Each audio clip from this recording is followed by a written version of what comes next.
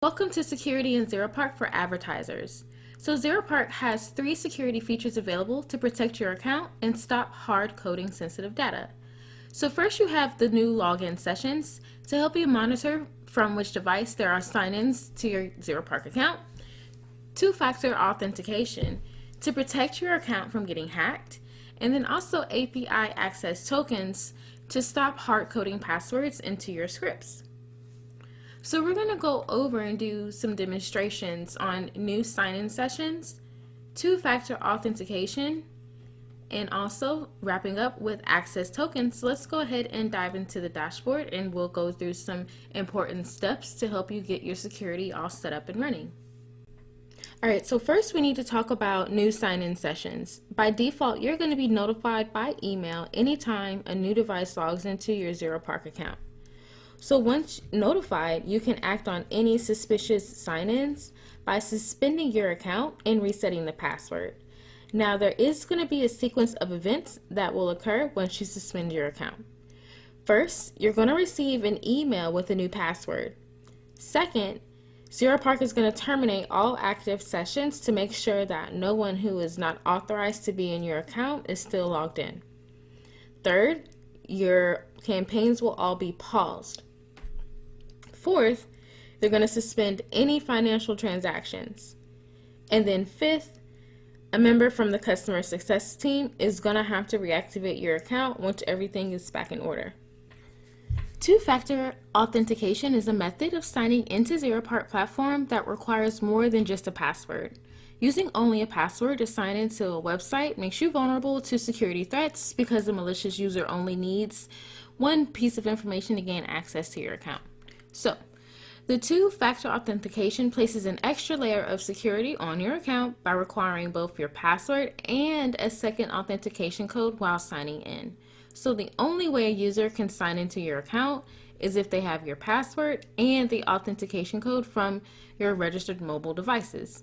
So for Zeropark, the additional authentication code will be generated by a time-based one-time password in the mobile application. So before you start turning on the two-factor authentication for your Zeropark dashboard, it is required that you download and install a time-based one-time password application. The TOTP application automatically generates authentication codes that expire and refresh after certain periods of time. These applications are more reliable than using authentications through text message, so the two-factor authentication on the Zeropark platform will utilize the TOTP authentication only. Now, if you are using an Android, iOS, or BlackBerry, you just go into the Google Play Store and you will download Google Authenticator. You can also use Dual Mobile for Android and iOS, or you can do Authenticator, which is good for Windows phones. Once you have successfully installed your time-based one-time password application on your mobile device, it's going to be time to set up your two-factor authentication platform. So what you'll do first is you're going to go to the My Account tab from the Zeropark platform, and then you're going to go to Security on the left side menu. Then in the security area, you're going to scroll down to where it says two-factor authentication, and you're going to check Turn On button to apply two-factor authentication for your account. Now the two-factor authentication setup page is going to follow after you say Turn On. So after reading information about the authentication process, you're going to click Start Setup. Then from there, you're going to have to scan the barcode image in the pop-up page using the TOTP application. So if you cannot scan the QR code from your computer screen, you can always use a text code option. You'll just simply have to select Click Text Code in step 1. So in the two-factor authentication pop-up window, you're going to hit Next, and then you're going to type the text code in the mobile application field if you decide to go with text. So you're going to input the 6-figure code from the application into the field from step 2, and this is going to complete the verification, and then you're going to have to continue.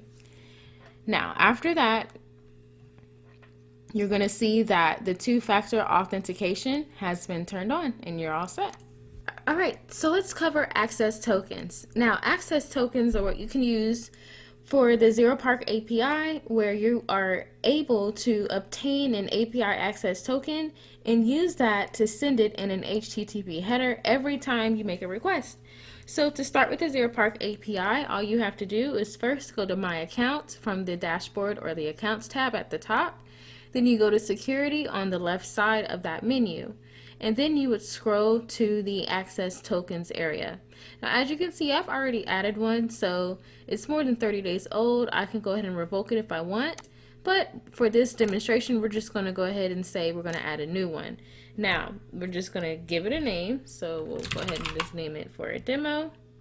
And then I'm going to generate the token. Now, this token is what I will copy and place into the platform that I would like to request the information for. So that's all set.